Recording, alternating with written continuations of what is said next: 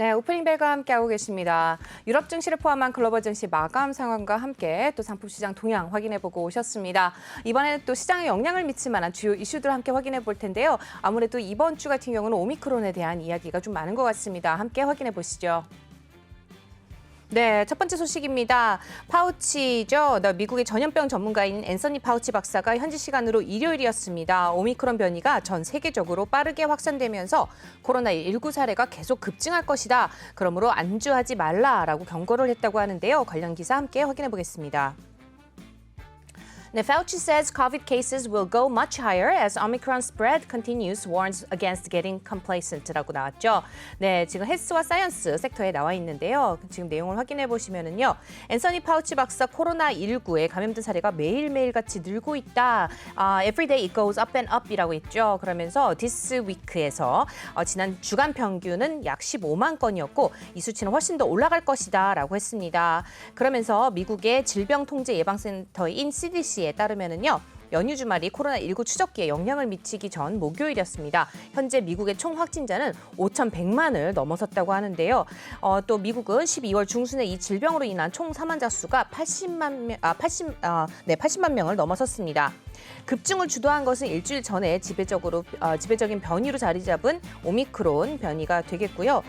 지금 오미크론은 전염성이 높은 것으로 입증이 되었지만은 연구에 따르면 이번 측면에서 덜 심각하다라는 것을 나타내기 시작했다 합니다. 하지만 파우치 소장은 지금은 아직은 우리가 안주할 때가 아니다. 심각도가 낮은 사람이 훨씬 더 많다고 한다면 사람이 많을 때 심각도가 낮아진다는 긍정적인 효과를 무력화시킬 수 있다라고 하면서 굉장히 우려 섞인 표명을 했습니다. 이어서 두 번째 이슈도 확인해 보시죠. 네, 두 번째 이슈는요. 오미크론 변이 바이러스 확산으로 인해서 승무원과 직원들이 집단 감염이 되면서 지난 일요일 300편 이상의 항공편이 취소가 됐다는 소식인데요. 크리스마스 연휴가 시작된 지난 금요일부터 항공사들은 1,500편 이상의 미국 항공편 운항을 중단했다고 합니다. 관련 내용 함께 확인해 보겠습니다. 네, 항공편 주가에도 굉장히 많은 영향을 미칠 수 있을 것 같습니다. 지금 제목을 보시면은요, Omicron drives Christmas weekend flight cancellations above 1,500라고 나왔죠. 그러면서 내용을 확인해 보시면은요, 네, 지금 지난 금요일 날 지금 나왔다라는 소식을 앞서서 전해드렸고요.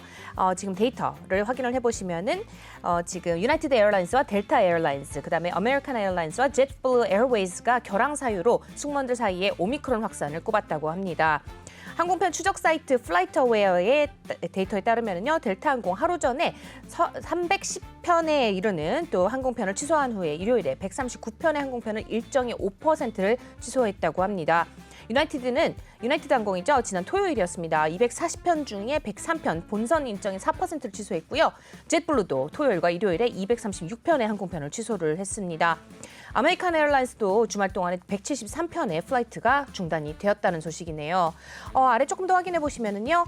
지금 항공사들은 연말 휴가 기간 동안에 전염병이 시작된 이후 가장 바쁜 날이 포함될 것으로 예상이 된다라고 했는데 지난 몇 달 동안의 인력 부족으로 인해서 항공편이 중단된 이후에 항공사는 성수기 기간에도 근무를 했고요. 출석 목표를 달성하기 위해서 승무원들에게 추가 급여를 제공했다고 합니다.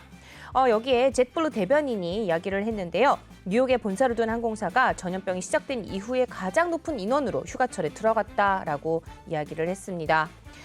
지금 또 뭐라고 했나 봤더니 많은 기업들과 조직과 마찬가지로 우리도 오미크론으로부터 점점 더 많은 또 병약 전환을 목격하고 있다면서 최선의 노력을 했음에도 불구하고 많은 항공편을 취소해야 했다면서 더 많은 오미크론 커뮤니티가 확산되면서 추가 항공편 취소와 기타 지연 가능성이 있다라고 얘기를 했네요. 이 항공사는 막판 중단을 피하기 위해서 사전에 일정을 조정을 했고요. 훈련을 받은 관리자를 최전선 운영에 할당하고 있다고 대변인은 덧붙였다고 합니다.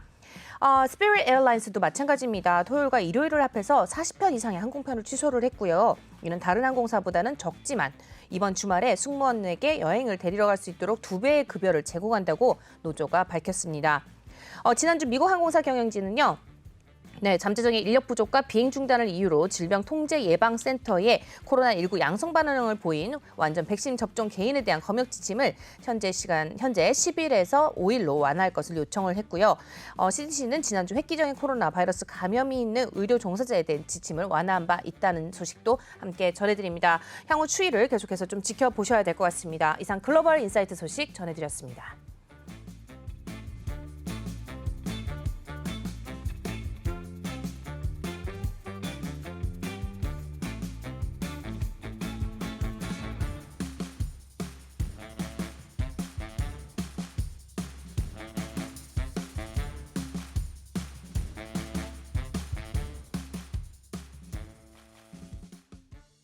네, 오프닝 벨과 함께하고 계십니다. 글로벌 인사이트 소식 확인해 보셨고요. 현재 시각 8시 14분 지나고 있습니다.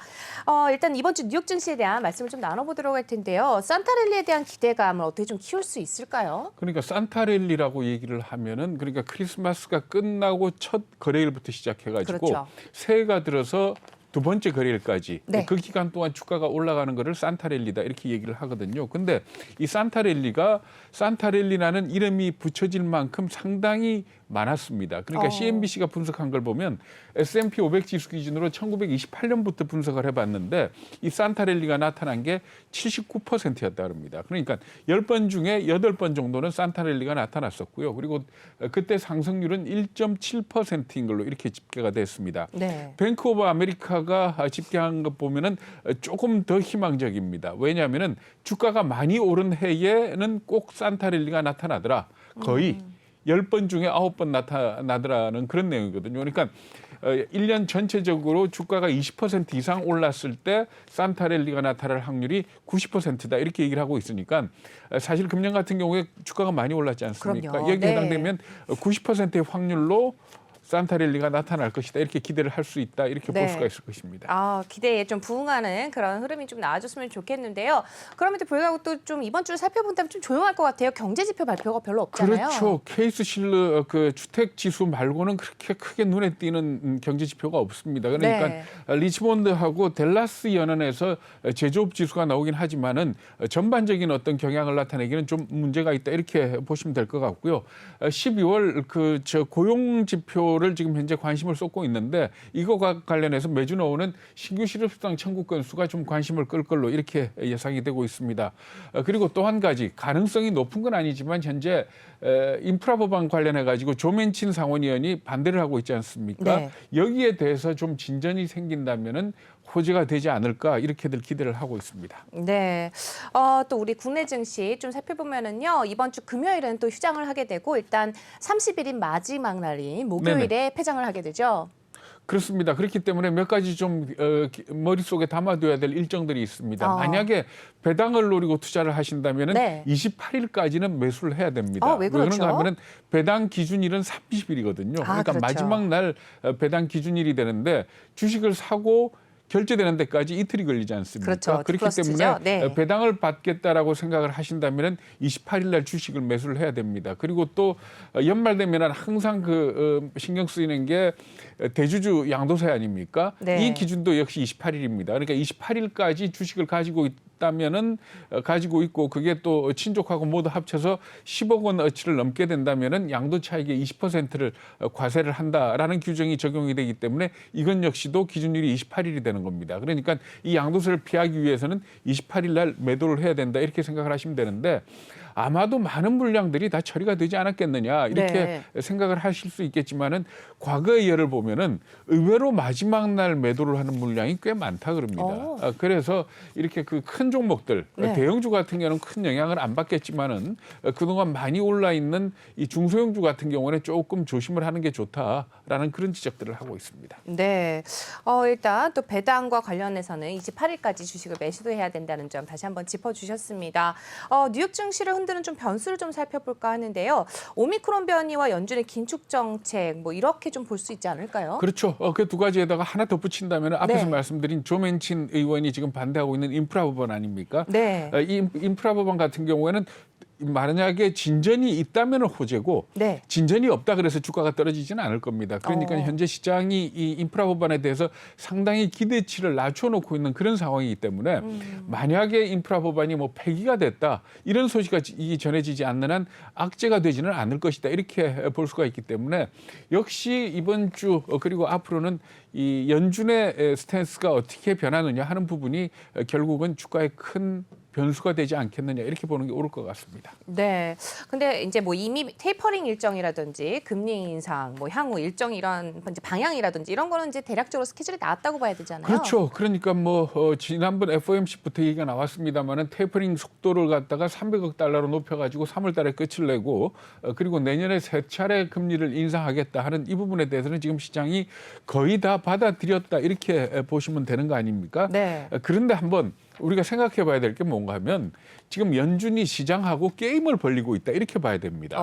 왜 그런가 하면은 우리가 돌이켜서 생각을 해보면은 네. 연내 테이퍼링 굉장히 두려워했었거든요. 그렇죠. 근데 어쨌든 간에 11월 달에 테이퍼링을 시작을 했었고요. 그리고 금리 인상과 관련해서도 내년에 금리 인상을 두려워하다가 한 차례 정도는 금리 인상을 하지 않겠느냐라는 그런 분위기가 형성이 됐고, 그리고 한 두세 차례도 가능할 것 같다라는 얘기가 나오니까 연준이 세 차례로 금리 인상을 갖다가 물론 점도표상으로 네. 예고를 한 겁니다. 그러니까 지금 현재 진행되고 있는 과정을 보면은 연준이 뭔가 공을 던져놓고 이걸 시장이 받아들여서 조금 안정이 되면 그것보다 한 발 더 나간 긴축 정책을 지금 제시를 하는 그런 방향이다, 이렇게 보시면 될 것 같거든요. 네. 그래서 이런 상황에서 볼 적에 지금 현재 제일 중요한 게, 제일 남아있는 어떤 변수가 첫 번째 금리 인상 시기, 이렇게 보시면 됩니다. 네. 그런데 이것과 관련해서는 지금 현재 시장 전반적인 분위기는 절반 이상이 3월 달, 그러니까 테이퍼링이 끝남과 동시에 금리 인상을 할 것 같다라는 쪽으로 기울고 있거든요. 이것과 관련해서 그러면 그것보다 더 당겨질 가능성은 없느냐 하는 이 부분은 없다고 봐야 될 겁니다. 왜 그런가 하면은 네. 어쨌든 간에 테이퍼링 일정이 지금 나와 있지 않습니까? 그렇죠. 그러면은 1월이나 2월에 이 금리 인상을 하기 위해서는 테이퍼링과 동시에 금리 인상을 해야 되는데, 그러니까 테이퍼링 과정에서 금리를 올린다는 거는 효과도 없고, 그리고 또 제롬 파월 의장이 FOMC가 끝나고 난 뒤에 기자가 그 부분을 질문을 했습니다. 그러니까 이 테이퍼링이 진행되는 동안에도 금리를 올릴 수 있겠느냐 그랬더니 아니다라고 얘기를 했거든요. 그렇기 때문에 일단 금리 인상 시기는 3월 이후가 될 거다라고 볼 수가 있고요. 그렇다면은 한 발 더 나가서 연준이 시장에 제시할 게 뭘까라고 생각을 해볼 수 있는데, 이 부분은 아마도 양적 긴축에 대한 언급이 아니겠느냐. 네. 물론 양적 긴축에 대해서 확실한 일정을 제시를 한다든지 양적 긴축을 갖다 구체하지는 않을 겁니다. 근데 지난번 FOMC가 끝나고 난 뒤에 뭐라고 얘기를 했는가 하면 이 양적 긴축을 대차 대조표 축소라고 표현을 하지 않습니까? 그렇죠. 그러니까 대차 대조표 축소에 대해서 논의를 했지만은 정해진 건 전혀 없고 앞으로 논의를 할 것이다, 이렇게 표현을 했거든요. 그러니까 1월이나 3월에 FOMC에서 아마도 이 양적 긴축에 대해서 조금 더 진전된 얘기가 나올 가능성이 있고, 이걸 시장이 어떻게 받아들이느냐 하는 이 부분을 좀 지켜봐야 될 것 같습니다. 네, 지금 말씀하신 것처럼 시장이 어떻게 받아들이느냐가 좀 관건이 될 것 같습니다. 그런데 이제 금리 인상 시기와 이제 속도가 문제가 될 텐데요.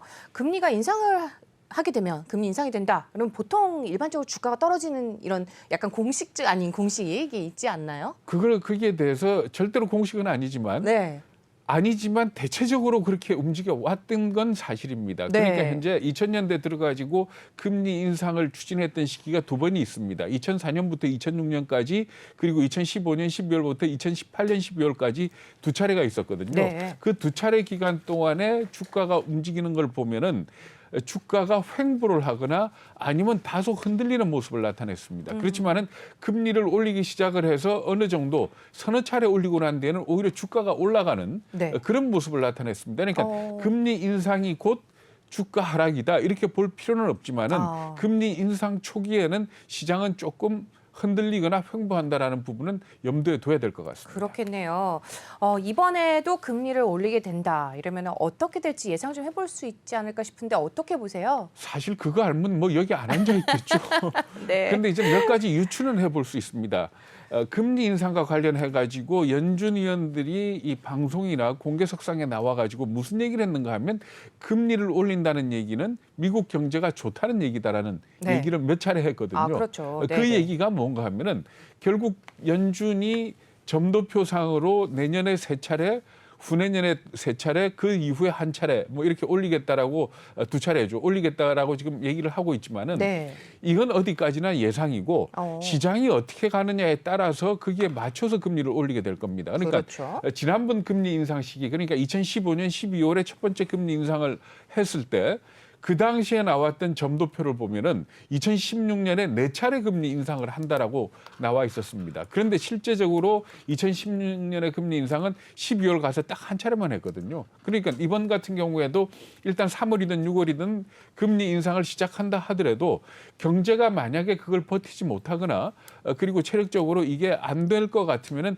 금리 인상을 조금 늦출 가능성도 있다. 이렇게 보실 수 있는 겁니다. 그런데 그러니까 말하자면은 역설적으로 금리를 계속 올린다는 얘기는 경제가 계속 좋아지고 있다라고 이렇게 볼 수가 있는 겁니다. 그렇죠. 근데 다만 지금과 이번 같은 경우에 하나 변수가 있는데 그게 뭔가 하면 인플레이션이 워낙 강하지 않습니까? 그럼요. 인플레이션이 워낙 강한 데다가 그 인플레이션이 원인이 수요 측면에서 나타난 게 아니고 공급단에서 나타난 거 아닙니까? 그러니까 인력난이라든지 아니면 구인난이라든지 네. 아니면은 공급망 병목 현상 이런 것들 때문에 인플레이션이 나타났는데 이걸 갖다가 지금 현재 연준 입장에서는 이것 때문에 비롯된 인플레이션 기대 심리를 꺾기 위해서 어쨌든 긴축적으로 방향을 돌리고 있는 거 아닙니까? 네, 그렇죠. 그래서 만약에 인플레이션 기대 심리가 좀 꺾이고 인플레이션이 잦아든다면은 큰 문제 없이 말하자면 긴축 방향으로 경제는 성장을 해가면서 네. 나가겠지만은 만약에 코로나 사태라든지 이런 거하고 얽혀가지고 공급망 문제가 풀리지 않고 공급 네. 사이드에서의